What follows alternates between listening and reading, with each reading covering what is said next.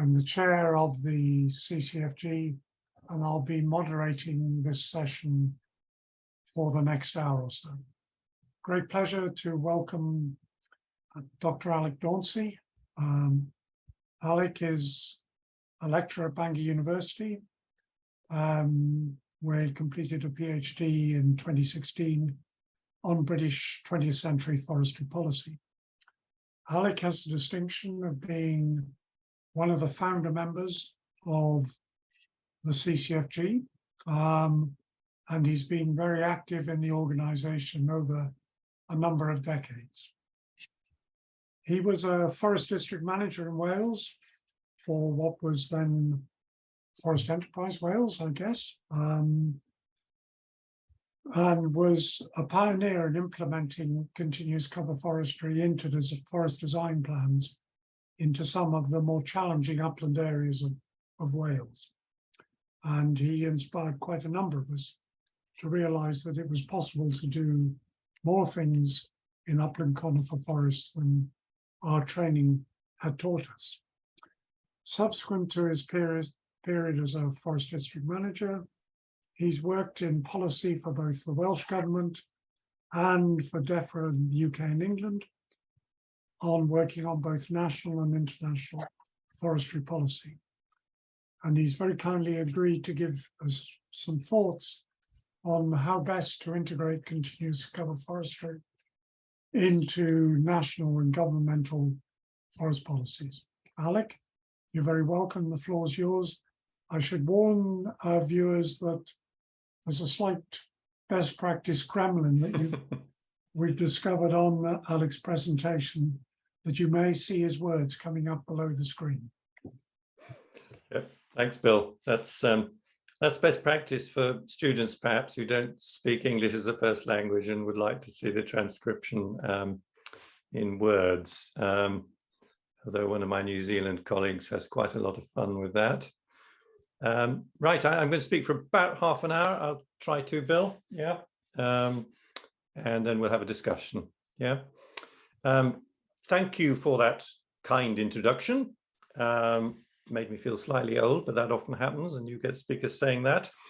Yeah, I've been sort of pushing continuous cover, and I'm talking to you mainly on the basis that, we are a group and we have a belief in the value of these approaches to silviculture that we'd like to see adopted for a range of reasons. Maybe not see them adopted everywhere, but certainly quite widely, and the benefits that come from that and from our professional understanding of how forests can best be managed to deliver the best things for society. But my question is it time we made a bit more noise? How are we getting on with this perhaps project that we started when we set up this group to press for more continuous cover approaches in British forestry? So I'll just make sure that my slides are moving.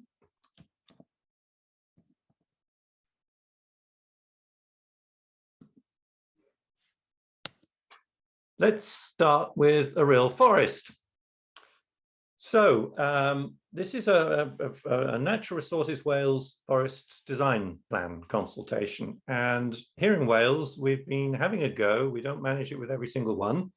As a group, putting in some sort of response to public forest estate consultations about the future of public forest in Wales. And just occasionally, I have an advantage. This is one that I was involved in managing. It's in Nantararian, it's in mid Wales. And I'm not inviting you to read all of that, and you can look at the slides later. But essentially, we were commenting on this resource plan and suggesting a number of things. So we've identified places where there are stands that look to us as if they could easily be transformed into continuous cover according to some continuous cover silvicultural system. There are stands that are quite young that we think could be designated at an earlier stage. And we see opportunities in various places for greater use of continuous cover. So the message from this and from the ones we've looked at is that there is usually what those of us who see the benefit of continuous cover and feel relaxed about proposing that it be used in certain places and perhaps aren't held back by our expectations of standard clear felling, that there could be quite a lot more continuous cover in use being identified for these forests, and that there are places being clear felled that really could be retained, and that is an opportunity that is lost every time one of these plans comes up, or every time a private owner decides to clear fell something that in fact could be providing all the ecosystem services and benefits that might come from keeping those trees standing and managing them as continuous cover. So I'm kind of planting that in your mind, and I'm now going to work through how these things can be influenced, perhaps. So, how does policy affect real forests? We've got public land managers who make decisions. We've got their managers. We've got politicians and the people who, and the civil servants who draw up forestry strategies. We've got institutions, that have a bit of a life of their own. It was the Forestry Commission, and now the various public forest land bodies have their own kind of institutional memories and approaches. And then obviously private owners have their objectives and their own understandings of forestry, or perhaps sometimes lack of understanding of forestry. And how does this get changed? How do these forests change? Because we are all working in a sort of in a society where we're influenced by these policies in all sorts of ways, and we get busy doing our own stuff and we sort of forget about that. So there's the law, there's the Forestry Act. They've just consulted on that in Wales, and we spotted a few things that might be interesting from a CCF point of view. There are standards, UK Forestry Standard and certification standards. There are these glossy strategy documents, and I'm going to talk about those in a moment in more detail. England Forestry Strategy and so on. And there are grants and subsidies, and then there's even administrative justice, by which I mean what the woodland officer says when you propose something. And they say, oh, we're not entirely happy with that. And you could think, well, hang on, why is the Welsh state not happy with that? Or is it some sort of decision that's really being made at quite a local level? And how do we influence that? So I'm going to focus, as I said, on standards and strategies and how they affect what we do in our forests. And I'll do this more or less historically in terms of the strategies. So the first one in England was 1998, pretty innovative. I can remember when they did this. It was the first country that came in Britain, the UK, that did this. And they said low impact silvicultural systems could be encouraged. And they looked at how that could be pushed forward. In 2007, there was very little on this, simply discussion about benefit silvicultural partnerships and so on. So less than there had been in 1998 on alternative silvicultural systems. I was in the team that produced this, so it looks like I didn't have much influence at the time, doesn't it? I think that's probably true. We got Wales again, starting at the beginning 2001.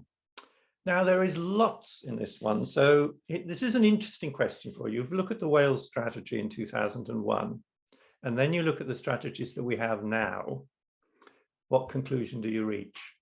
So there are whole paragraphs in here. I'm not inviting you to read these now, and you can find these documents with a little bit of difficulty on the internet, but a strong case for moving away from single-aged plantations towards use of the term continuous cover. A whole paragraph on it, a recognition that it had been put as an idea to a whole load of workshops that were held all over Wales. This is 20 years ago now or more. There was a commitment to establish 3 large-scale trial areas in Wales. I'm not sure whether 2. I know of 2 that are still more or less alive. So there's something that's borne the test of time. And finally, or not quite finally, they certainly made it clear that it was to be a move towards greater use of continuous cover systems, and went even further and talked about having half of the forest estate should be continuous cover, and that's what they should move towards. So What about Scotland, starting at about the same time? So around about 2000, Scottish strategy, picture of the minister up there, encourage alternatives to clear felling, fairly clearly set out in that strategy in 2000. Coming back to Wales again, convert at least half of the National Assembly woodlands to continuous cover over the next 20 years. So we're at the end of that 20 years, and I don't know whether half of the National Assembly woodlands are in conversion to continuous cover. I suspect not. I suspect it might be quite difficult to get those facts and figures, and maybe that's what we need. You know, as a group, we need an understanding of where we're up to, where this this idea is up to. By 2009, there was a kind of new phenomenon coming in, which is a little bit along the lines of, we may well be clear felling quite a lot of this, but we'll make it continuous cover the second time around. So you get that kind of argument creeping in 2009. Certainly you had the half the Assembly woodlands being converted, getting dropped by this point. So that was no longer, you know, in the course of what, 8 years, an objective that was quite striking had kind of fallen by the wayside. Now, maybe it was too prescriptive. Maybe there are, you know, arguments against such a prescriptive target. You could ask the writers of the strategy in Wales in 2001 or 2002 rather, whether they had really looked at, you know, what the scope was. Had they assessed all the sites and all the possibilities and all the stands and all their history? So there's plenty of, you know, scope for debate here. And by 2018, it really didn't go much further than this. So I'm showing you these slides, but they're more or less showing you that, you know, we've lost that talk about alternative silvicultural systems. We've lost that talk about continuous cover. Certainly, it might still be in the glossary, but it's been lost from the strategies, and things have become much more general. Still talking about range of silvicultural systems, but more general, and still in the glossary. Let's look at Scotland in 2006. So 2006, in fact, low impact silvicultural systems. So that other piece of terminology that gets used, which Bill has done quite a lot of work on questioning and challenging the way it's used, particularly used on public forest estate. But, you know, they're clear there in 2006 that essentially there's clear felling, and then there's alternative, often called low impact systems. So still seeing it as underrepresented, and having a strategic aim to increase that change of silvicultural system. More clearly stated there. So intimate scale, preference for regeneration rather than planting. So still some positive things in Scotland in 2006. Now, the latest Scottish strategy is kind of slightly different style, and maybe that makes sense. I find it quite interesting, given the nature of the development of devolution in Scotland, let's put it that way, that the UK FS is such a significant part of it, but it's got a lot of references. So there's a lot of talk here, you know, about there being broader standards which you refer to, and the strategy doesn't need to set out, you know, the exact kind of details of what we're going to do. We're going to simply say that we'll stick with this strategy, and that you're placing therefore a lot of weight on that strategy. I wonder, you know, whether in terms of the fascinating sort of politics of the way Britain works or the UK works, that in fact the UKFS is to some extent being masterminded in Scotland, let's put it that way. It'd be very interesting if there are people on this session who know more about how that's been working. I can think of people who could help us to explore that.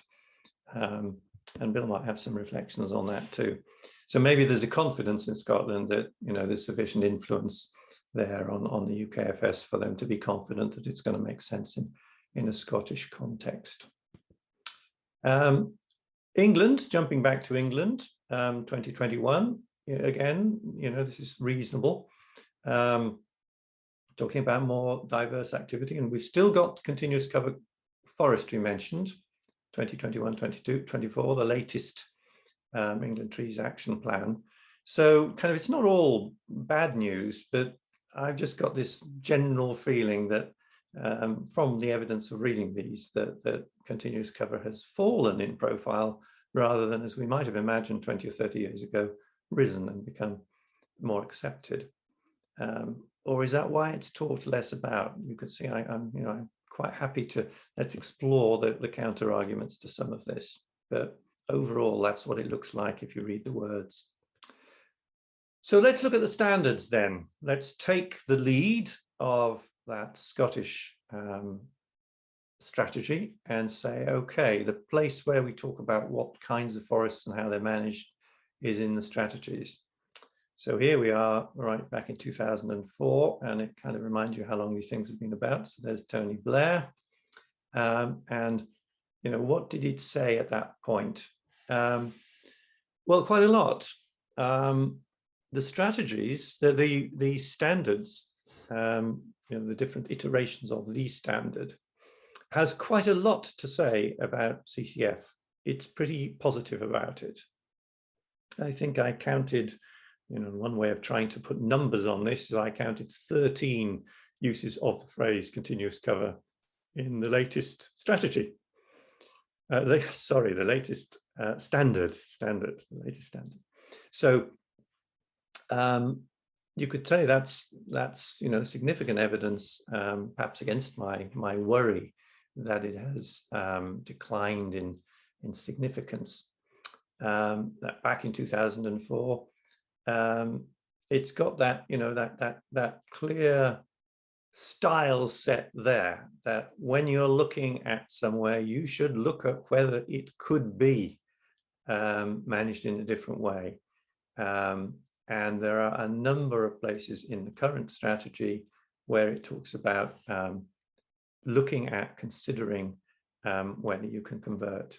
So there's a lot here now in the latest version, 2018, a lot about soils, continuous cover. Those two words together crop up quite a lot of times. Species diversity, promotion of natural regeneration, carbon in soils, as you can see here, impact on acidification, moving away from clear felling or using, you know, continuous cover systems. So perhaps in the standard, and the standard is still, you know, gets discussed and reviewed periodically, there is scope there. And we are, you know, we are still seeing by commitment to continuous cover.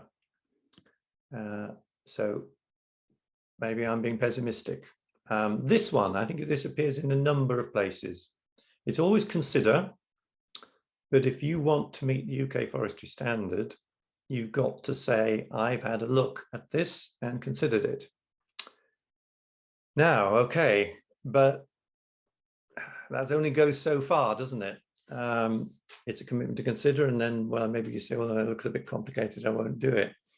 And that's, I think, at risk of being a little bit unfair to NRW, is the feeling that we get when we look at the NRW forest design plans, that there are places where they could have looked at the stands, and, you know, just occasionally we get out and look at a stand in the Wales committee and say, we think this could be handled differently. Or even, you know, you can look at the aerial photographs and at the information that's provided, and you can at least say, it seems odd that there is not more continuous cover in this forest, given what we know about the stability of the soils and what we can see from the even just the aerial photographs about things like thinning history. We've also got, just looking at another UK-wide issue, we've got the UK Science and Innovation Strategy for, well, Great Britain rather, must get my terminology right. So this is what Forest Research are doing. It's got a Welsh Government headline on it. But yeah, it's still there. You know, the research goes on in this area. So it's still on the got some focus. And again, it would be interesting to know how much research there is, and what importance forest research is placing upon this. And these are all things that maybe we as a group could be taking an interest in, and we do take an interest in from time to time. So I'm going to sit back in my chair slightly at this point and remind us where we were in 2001, where, at least in Wales, there was an aim of converting at least half of the National Assembly woodlands to continuous cover. And I will say that, looking at that and looking at the story in between, my take home on this is that they're not being as encouraged in terms of the strategies that we have as much as they were in the past. And Bill introduced me as a bit of an old timer. So, when I was young and keen and we were off visiting, going all over Europe and finding out what ProSilva were up to, and coming back to Britain, feeling that we got some really interesting ideas that, as Bill said, we were going to try out in hazard class 4 and on peat soils and high in the uplands in various ways. And I don't mean just public foresters. I'm thinking of what Shotland Forest Management did, and some of the ideas that Talis Kalnars had, that somehow it hasn't taken off because of the merits that we can see in it, which those merits and that understanding would have caused us to think that really there would be quite a lot of continuous cover now, 20 or 30 years later.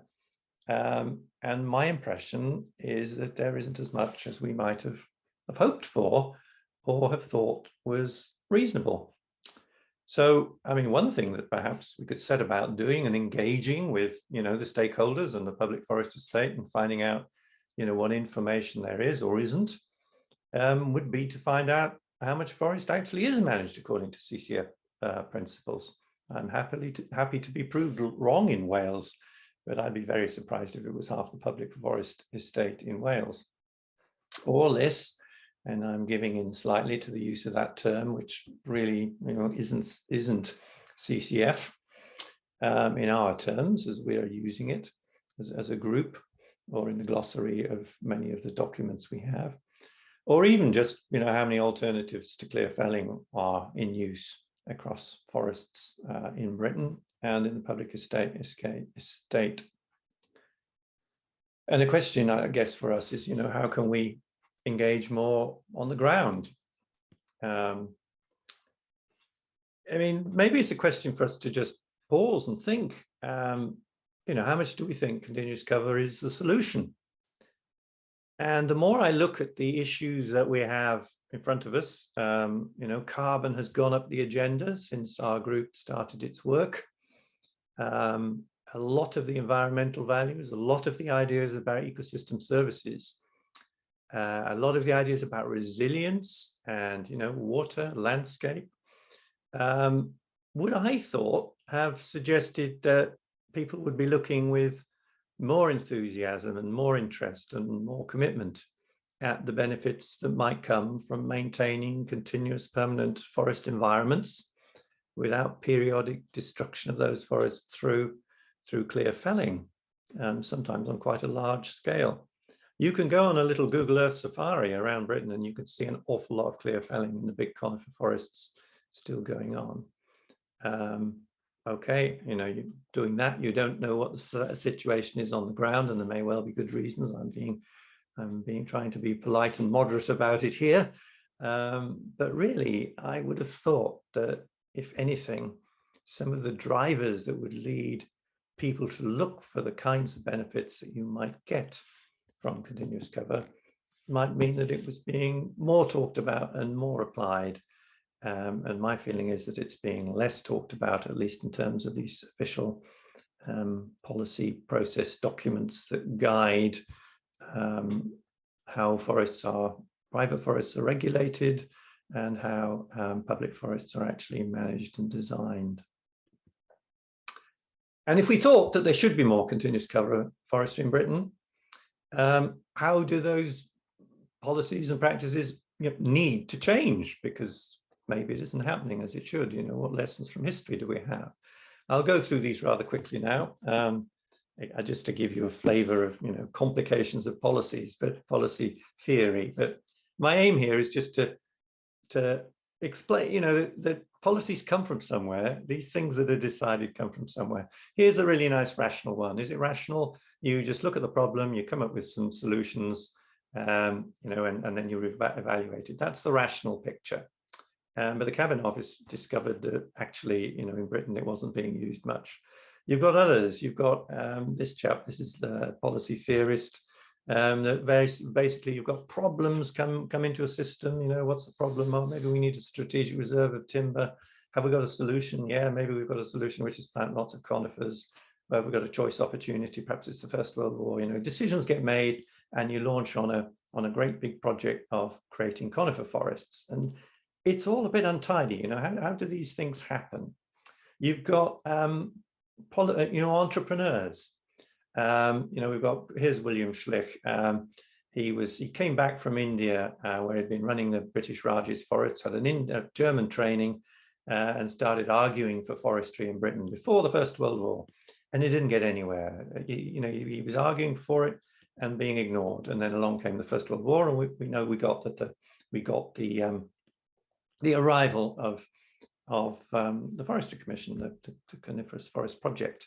And there are other people like this. I think Rodney Helliwell, for those of you who remember him, was probably a policy entrepreneur. He was someone who was pushing continuous cover when the rest of us had never heard of it, and going to meet forest research and banging on about it and being largely ignored.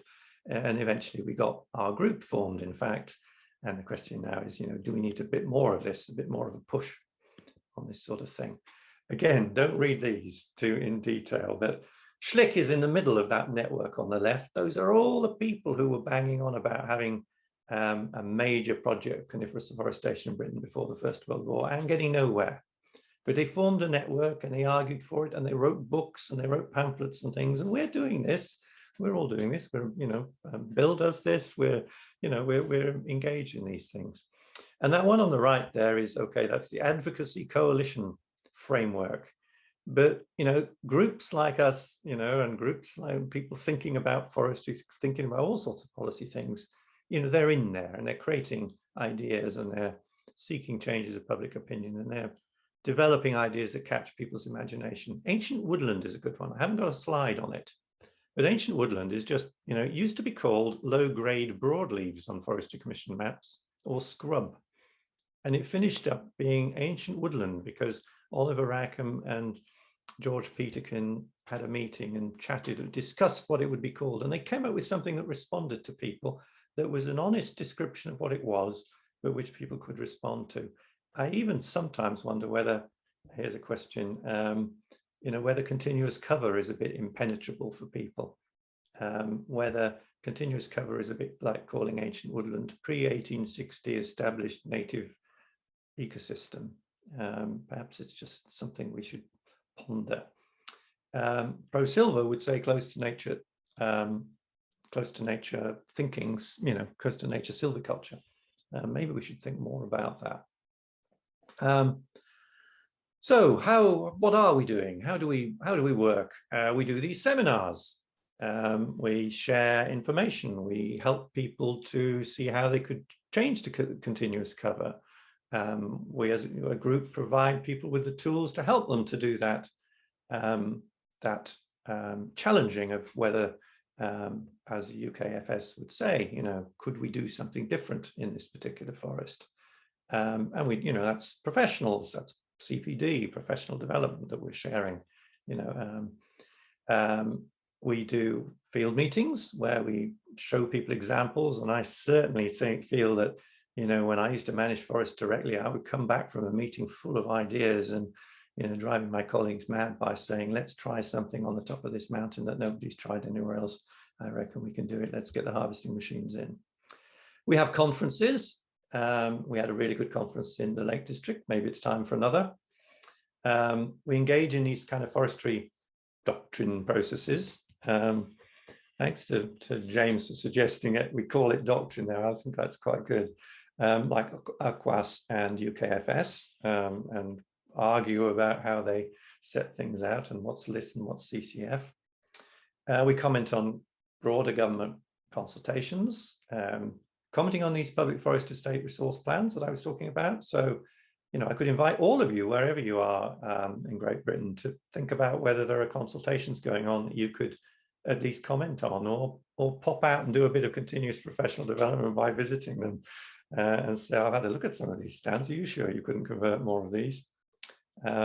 If some of you are in, I'm sure there may be people watching who are involved in producing these design plans, and whether you would welcome some of the rest of us here in this group coming out and doing that, I don't know. I hope you would. We can raise the public profile. So here's a question, you know, should we be going more public? Should we be making more noise about this so that the public understand it? We've got this video that we've produced that's, you know, quite public facing. And to what extent do we engage more with forestry and governmental decision makers? Is it time we wrote a few more letters, at least perhaps to the management of the public forest estate managers, and sort out information, or even did freedom of information requests to try and check, you know, engage. And ultimately, of course, you can engage with ministers as well. And if you're thinking, oh dear, do we really want to do that? Remember, that's not unusual. You know, Confor does that all the time. Country landowners do that all the time. The Woodland Trusts do that all the time. So should we, okay, as a quite small group, with a small group with quite a big idea, I'd like to think, maybe we should do a bit more of that and be unashamed about it. What is it that we want? Do we want more support for private owners in transformation? You know, is there things about grants and funding that could be changed? Changes to regulation, more flexibility in planning licensing. We've had a chance to comment on that here in Wales because the Welsh Government's looking at how the Forestry Act in Wales works. More assertive action on the public forest estate. Okay, we've talked about that a bit. Or just simply more education, more spreading of it, more commitment to it from perhaps from the public and the authority bodies to provide people who are being exhorted by the UKFS to consider whether they should use more CCF, but are the bodies that sort of oversee the UKFS and its place in forestry in Britain, are they doing enough to help people to be in a position to do that? Right, I think I'm more or less on time, Bill. I'm kind of, yes, come to the end. And, you know, here we are, you know, should we be seeking more influence on the ground? Should we be inviting others to join us when we're looking at actual on the ground situations as well? So I thought I'd end with that. You know, a map of a real forest where people are making these real decisions. Over to you. What do people think? Okay, thank you very much, Alec. While people for your thought-provoking suggestions and ideas, while people draw breath, I'll ask just one first question, because I was quite taken with your couple of slides drawing in Schlicht and people from the past. So if you were to talk to the younger Alec Dauncey of 2001, managing in Wales, are there things that you, given your current knowledge, that you would do differently to up the profile or maintain the commitment to 50% of the public forest estate? Goodness, you're coming down to something I did in my PhD. Autoethnology is when you look back at your own history and you say, what does my own history tell me about, you know, what the story? Well, I'd like to think that as a forest, what would it would encourage me to say something that I say to students, I think, that we sometimes forget. And there'll be you know, forestry consultants and people who help people with the management of private forests on this session as well. And it's actually to maybe slightly sort of celebrate the responsibility that comes from the stewardship of usually somebody else's land. And from that point of view, you know, I think of what a privilege it was to be given the stewardship of, you know, several tens of thousands of hectares in mid Wales, and work with a, you know, cheerful and able and capable team of other people, and say, you know, I can remember standing in a forest once with a copy of Troop, is it? Yeah, Troop, you know, silvicultural systems, looking at black and white photographs and discussing with a marking team, you know, how we were going to do something completely different in this place. It was due for clear felling in 1997, and we described it was going to be irregular shelter wood. And it's still there. I'm hoping to take some students there. It's still there. It should have been clear felled in 1997. So I think maybe I would have gone further with the trust that I had, and the idea that what we're onto here, we're onto a good idea here, and we should push it a bit. And I suppose I'd say to people on the call, you know, who, you know, think about, you know, whether you could go further with it. You could, yeah. I also think I may not have done my career a huge amount of good. I know there was a point where I think it was Bob McIntosh, who was the head of forest enterprise in the whole of England, whole of Britain, got in touch with Bob Farmer and said, you need to get this chap under control. He's got more continuous cover in his forest district than anybody else in Britain. So sometimes these things are not without risk. Okay, thanks. Now, we've got a few questions and comments in the chat. I'm not necessarily going to take them in order. Jim, do you want to unmute and make your question to Alec?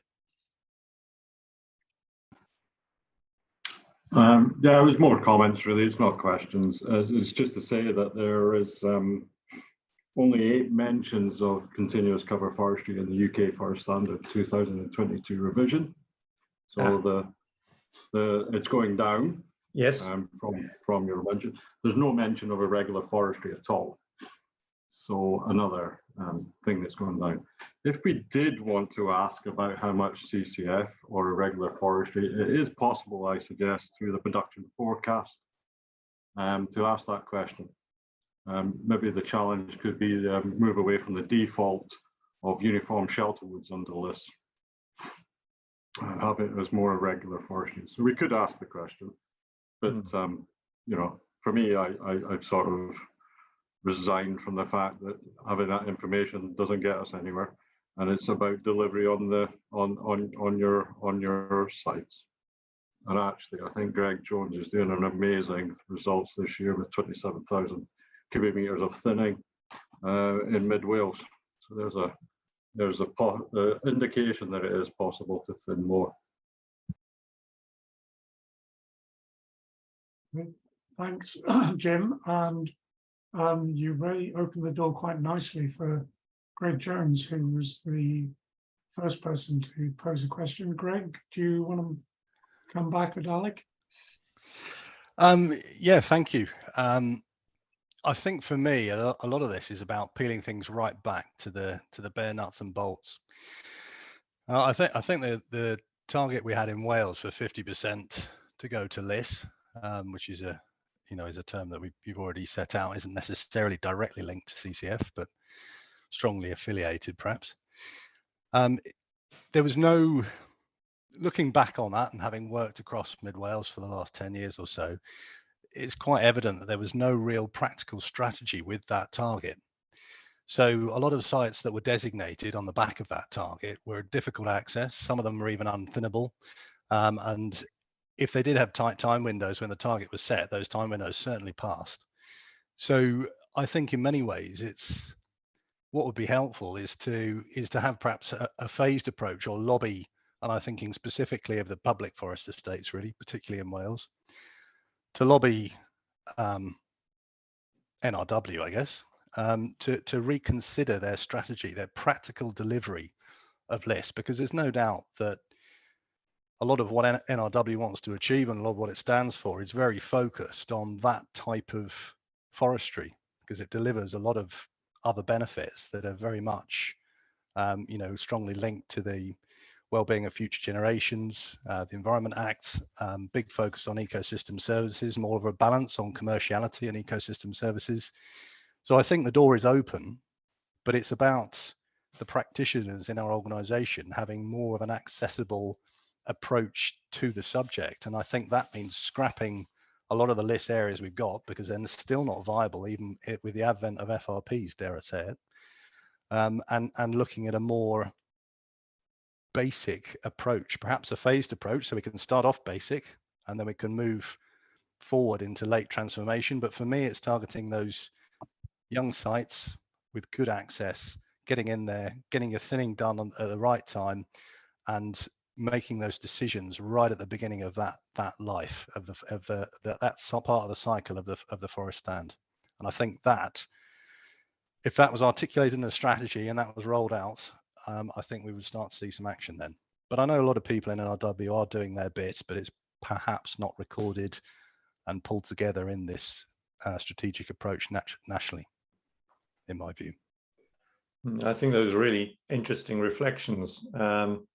I'm sure you're right. A lot of things got designated because people weren't quite sure what to do with them, and they weren't quite sure what CCF was, but they thought they were supposed to be doing it. It was half CCF, by the way, not half LIS, you know. But I'm sure you're right. And also, building on what Jim said and what you've just said, I mean, just doing the thinning, even if it's even aged intensity thinning, makes a huge difference, doesn't it? I guess there are simple questions to be made about whether the growing stock overall is being sufficiently thinned. You know, what is the total volume production on public forest estate, and is the amount of thinning volume that comes out every year proportionate? Because I don't know, you know, I used to, as a manager, always think, you know, why are we not thinning this? Why is it so hard to get these thinned? And then I finished owning my own little bit of Sitka spruce, and guess what? I'm 2 years late on thinning already, you know, me. So somehow, you know, it's, yeah, getting things thinned when they should be. That's another fundamental question to ask. And if Jim's right and you're doing a load of this, Greg, well done. Then we've got a question, Alec, from James Ramsky-Gardner, if I'm reading that correctly. Which, James, do you want to come on and ask your question for Alec?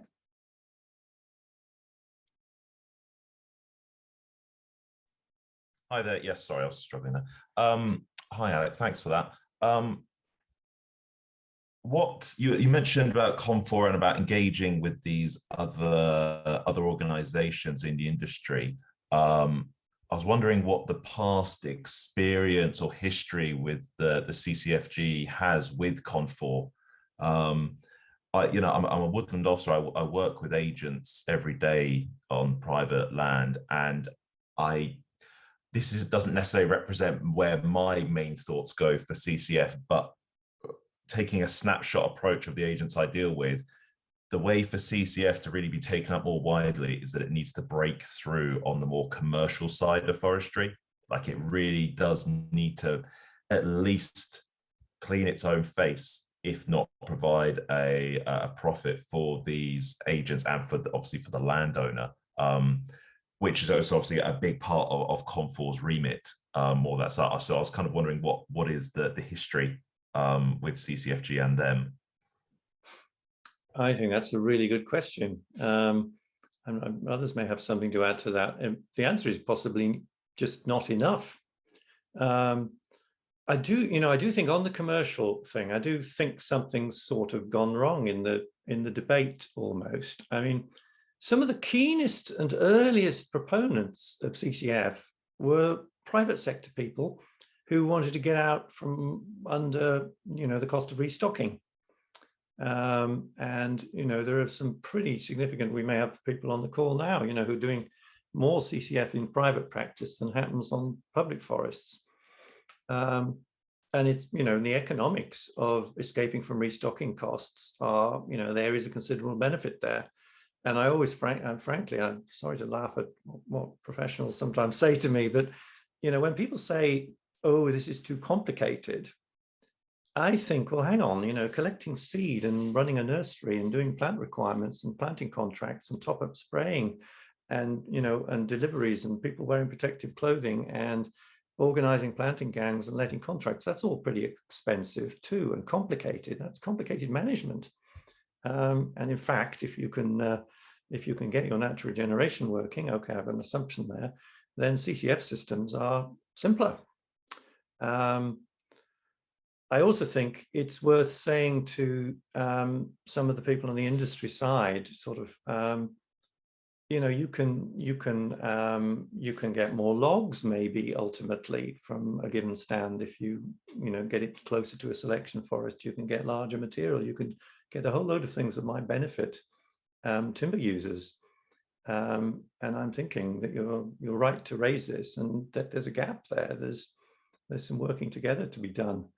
And there's also another danger. I don't know if Phil's on this call, but we often have this debate that we can make continuous cover seem, too complicated sometimes. I don't know quite what the way around that is, but I'm afraid that's a bit of a scattergun answer. But I think the answer is, yeah, we should have more engagement on the economics of it, perhaps, and the practicalities of it. On the complication, Jonathan, I'd like to bring in Jonathan Burton. So, Jonathan, do you want to develop your question with Alec? Thank you, Bill. Yeah, I guess the only thing I was thinking, is there a suite of case studies available that people can lean on as an example to show how it's not so complicated and how it can be financially viable to transform or to make good use of CCF forestry? I think there, if I can chip in as kind of from the chair's point of view, there are several case studies that are now reasonably well described, like in Wales, the Clocainog study that Gary Kerr wrote up about in the QJF about 18 months back. But I think the problem is we always need more. And the point that you put in your question, I think Greg Jones has also picked up about the financial aspects, is something that is not well enough discussed or promulgated. I mean, Greg's comment is escaping restocking and establishment costs could be a real attraction. Yes, I think there's a real benefit to some of those sites in Clocainog or Wycombe up in North Yorkshire. But the problem when you're talking to private landowners is how do we do it on the smaller scale or without the resources that might be available to some of those bigger bodies. And maybe, yeah, case studies for private landowners might be really useful as well. I can only agree. That's a really good idea. Case studies and example areas, and case studies with financial numbers, because some of it's quite kind of interesting. I think of an upland, which still is a sort of special trial site, where it was coming up for second thinning. It was due for premature clear felling because of wind. If we'd followed the production forecast, we'd have felled it prematurely, and we'd had a go at a not very profitable second thinning. Second time you go in, you're making less sometimes, aren't you? And we said, we'll call it strip group patch shelter wood or something. And we sent, a harvesting machine went in. We told them they could cut strips to have brash mats wherever they wanted. They could take 2 or 3 trees, even if they were big, if they were in their way. They could thin a few bits, and they could do this and, make their jobs easier almost, and make lots of holes in it and thin it out and so on, and not do high science in it because it's thick as spruce. I think, if I remember rightly, I was talking to the guy who managed it, Hugh Jones, used to manage harvesting in Wales. We had a chat in a coffee shop and rehearsed this. The production went up by 10% because we're taking more out. The number of bars went up by 10%, so the money went up. And the costs went down by about 10% because it was an easier, faster job. And parts of the stand were not felled prematurely for clear felling, so they grew on better to their financial rotation ages and grew into bigger trees for longer than they would have been allowed to do according to the previous plan. So they even did better in investment appraisal terms. I've made a big case for it there, but it wasn't rocket science, but it's a bit different, so it shocks people. But I'm talking about something that was done 20 years ago. We've had a group visit to that place. Yeah, we need examples written up though, don't we? Rather than just me talking about them, perhaps making those claims. We've had a useful reminder from Esther Bloor of some past work that was done on financial analysis of costs and revenues of CCF, and there's a link on the screen. Cameron Maxwell, you put in a question. You want to come in? Yeah, it was more of a comment or a sort of update on where we are in Scotland, and I think there's enough in the UKFS to push for CCF. There's a lot of talk about resilience. There's a lot of pushing on resilience, so I don't think that's a problem. I think probably referring to UKFS probably is a deliberate tool. I think for Scotland's forestry strategy, there's a bit of a why publish more detail on how to manage a forest when it's already in the UKFS, and there aren't any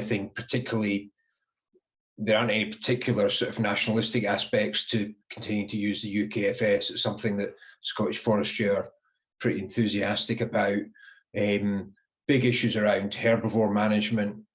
I think generally there's a focus on woodland creation in Scotland, and generally most of the regulators in Scottish Forestry have been running to keep up with woodland creation. We've got a lot of inexperienced foresters, probably haven't been focusing on long-term forest plans and pushing things as hard as we perhaps could. And I think when the revision of the revised UK forestry standard comes out next year, that will be a useful time for Scottish Forestry to decide what are the priorities we want to push on in terms of the strategy. And I guess that might be a useful time for CCFG to have a chat with Scottish Forestry about us pushing CCF in long-term forest plans and identifying the stuff early. And I think there's a lot of new and experienced foresters. There's a lot of existing forest managers who just rely on the fell and replant approach. So I suspect there's not a lot being pushed, particularly in the private sector, on CCF. And I think generally requiring or pushing agents to do something in their plans is the first part of the CCF approach, because they have to get their long-term forest plans renewed. I think the second part is making sure that we have the staff resources to follow up to make sure they've actually done it, which is one of the issues we sort of currently have with long-term forest planning. So that's just a bit of an update, or my perspective anyway, in Scotland. Yeah, I think it's probably worth sort of celebrating the long-term forest plan private sector work that happens in Scotland. The opportunity that gives. And I'm sure you're right. It was interesting doing this sort of exploration and realizing that the Scottish strategies had got less detailed, and in fact, we're focusing on the things they thought were special as quite a bit on deer. So thank you for your explanation on that. I'm sorry if I sounded hard on it. I didn't mean to. Yeah, but it does mean the standard is the place for us to apply some effort, perhaps. I know somebody mentioned in the chat woodland creation, and actually that's something we've been thinking about in the group committee, isn't it, Bill? Woodland creation. What does CCFG have a sort of close to nature forestry future views about woodland creation? But there is guidance on the CCFG website on designing new woodlands with CCF in mind, which we published about 2 years ago. I'll make sure that Michelle sends out the link. I can't immediately find it. A number of questions or comments coming through. David Cracknell, you picking up your original comment, Alec, about terminology. David, you want to come in? Yeah, thanks, Bill. Can you hear me? Yeah, fine. For those who don't know me, I'm relatively new to forestry, about 6 or 7 years. I studied under Alec at Bangor in the Forestry Masters, so I would have appreciated that lecture a few years ago for one of the assignments, actually. David, you're one of the few people who's read my PhD. Oh, your PhD! I mean, I just talk about it to everyone I meet. You know what? It needs to be a book, and in a way, you know, it would have been perfect for the 100 years of the Forestry Commission, quote unquote celebrations. But anyway, I am now working for Woodland Heritage, the charity, which was started 25 years ago. Not as long ago as CCF Group, but similar aims. And it was started by furniture makers to sort of secure the English broadleaf classics, you know, for furniture making. So in a way, we're struggling, and one of my aims, I'm a former journalist who's into PR, so obviously where I'm coming from is, and I'm very much focused on getting messages to politicians and doing campaigns. And I have always struggled with the phrase continuous cover forestry, even as a master's student in forestry. It doesn't trip off the tongue, and but you've got that combined with and you know, studying the strategies and everything. It was clear at the time, as it is in your talk today, that it's just not getting through to politicians, that phrase, and you know, even the sort of the basic idea of it. And you know, even the Green Party, I don't think are very silvicultural. You know, there's a lot of emphasis on planting trees. As we know, it's very popular. School kids doing it all the time. But actually, to borrow a phrase Alec was always using in his lectures, you know, we can have trees for free. And I just think that with Woodland Heritage and CCF, there is a real opportunity, and it's actually needed, to sell this to the public in more simple terms. It's difficult messages because they don't like killing cute furry animals like deer and squirrels, but trees for free could be a strong message. And if we don't get the public, you might say, well, why do we need the public? We can have Natural Resources Wales or whatever. No, I think we need the public in simple terms to get behind this, like they have done planting, because until they do, the politicians won't pay attention. And on the economics of CCF, there aren't enough studies on it. I know Gary Kerr's one is a classic. And, you know, really, the government needs to sort of fund it, because if it's not actually at the stage where it's profitable, then I think it's one where the state needs to intervene a little bit to sort of push it on the research front, particularly to make it commercial. So that's a long rant, but basically my question is, do you agree, Alec? Well, yeah, I do think, you know, continuous cover forestry group is, you know, if you CCFG, it's you know, it's kind of got yeah, it's not easily communicated, is it? Trees for free sounds good. That sounds like a slogan more than a useful slogan for use. But what should we sort of call our idea? And most of mainland Europe, it would be variations on close to nature forestry or close to nature silviculture. But I can remember the first time I heard that was I thought, oh, that sounds a bit weird. That sounds a bit hippie-ish or something. You know, and I can remember, I think Graham's on this call. You know, in Longleat, when it was set up, we talked about, would we call ourselves ProSilva? Would we associate with ProSilva fully, which we did in the end?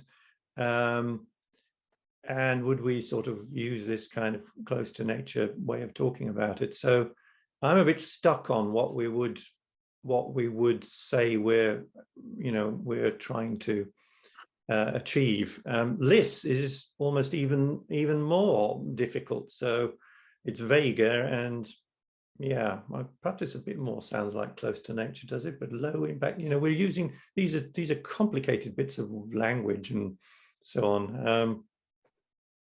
I agree, but But well, yeah. I mean, rewilding has caught on massively, and that sounds a little bit hippyish as well. But you know, maybe just natural forestry, or wild forestry. but really, I think the issue that most people don't understand, the general public, and this is part of the problem, is actually that cutting down broadleaf trees is a good thing. Creating gaps in forest is a good thing. I think even people who own small woodlands, from my experience, still are afraid to cut down a tree. But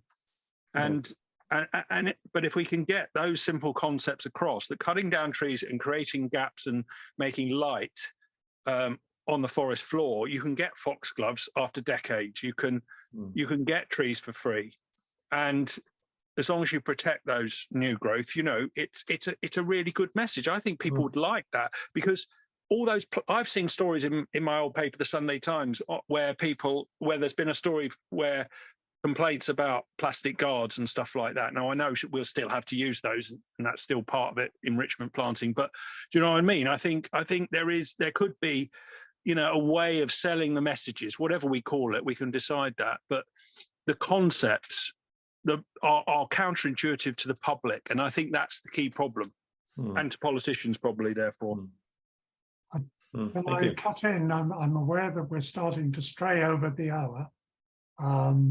And there's quite a few people who've not had a chance to come in. Graham Gill was mentioned, I think, in the discussion. Graham, did you want to develop your point about the UKFS? Yeah, I think at the moment Clearfell is seen as the main method, and continuous cover seen as the exception, and we really need to get that turned round. If the UK Forest Standard said we would normally expect forests to be managed by CCF, but where you've got exceptional circumstances or it's not possible to practice CCF, then other silvicultural systems would be considered acceptable. And we need to bear in mind that there would be a lot of exceptions, but you start from the point that CCF would be the normal, the default, and other systems would be the exceptions. And if we could get that switch in mindset, it would be a good step forward. And I still haven't come up with a better name than continuous cover. So,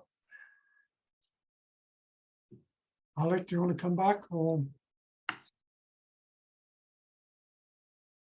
I mean, that would be a sort of powerful, logical move on from what we've got at the moment in the UKFS. And okay, it may be coming down from, was it 13 to 7, Jim? But that's still a lot of uses of actually the phrase we've just been querying, continuous cover. And if it is, you know, have you considered converting this to continuous cover and turn that a bit more into a default and said, is that what, you know, this could be or should be read as a default? I think you've got quite a powerful idea there, Graham. I'll take a couple more questions, and then I think, in the interest of fairness to everybody, I ought to bring this to a close. Kate Harvey, you've had a couple of comments. Do you want to come in and ask Alec your question? Thanks, Bill. It was only a general comment really made on, there was a comment made earlier on about asking managers who do adopt CCF and those who don't, and I just wondered if there was a general north-south or upland-lowland divide in those who are willing to adopt CCF and those who aren't. My second point, which sort of relates to language, I think a few other people have commented on, is the term regenerative agriculture is being adopted within the farming sector. Is it possible that we could adopt that into forestry? It's a term that politicians perhaps might understand better. Who knows? Whoa. I like the sound of that. Somebody taking notes. Let's try and remember that one. Yeah, because that's quite a neat little double meaning, isn't it? Regenerative forestry, regenerative woodland practice. Yeah, that's interesting. I don't know if I can about... cut in on that. The Soil Association produced the report on regenerative forestry at the turn of the last year, which is on their website. Right. Yeah. Okay. Well, we can't pinch it in that case, but we might be able to look at how it works. You know, where we fit in. And yeah, I can. Yeah.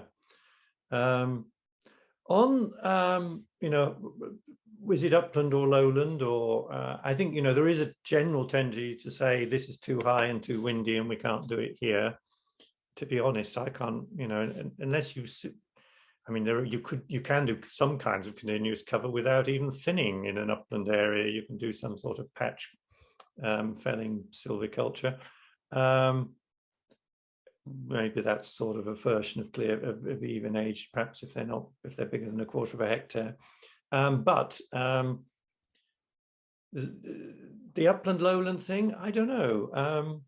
I mean, there's an interesting thing that is down to sort of our personalities and the way we think, and this is something I'm quite into. Some of you will have heard me talk about this before, which is, some of us are more okay with leaving things to nature, and some of us psychologically would rather, more keen on things being ordered and on humanity, making sure it feeds itself and provides itself with timber by intervening and controlling nature in order to do that. And, to a large extent, humanity's got where it is today, for good or ill, by mastering nature, by what can be called a kind of imperialistic approach.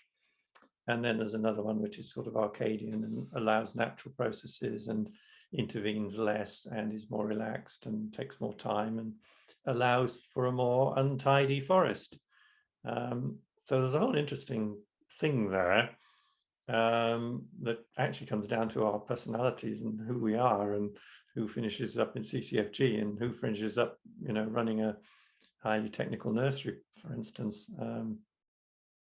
I'll just park that, I think, but we need to be aware of who we all are as human beings. And to some extent, there's a struggle there. Thank you, Alec. And the last question people give me, I'll give to Ted Wilson, who's brought us back to the importance of thinning. Ted? Or maybe he's gone. I'm here. Hello, I'm here. Hello, yeah, I can hear you.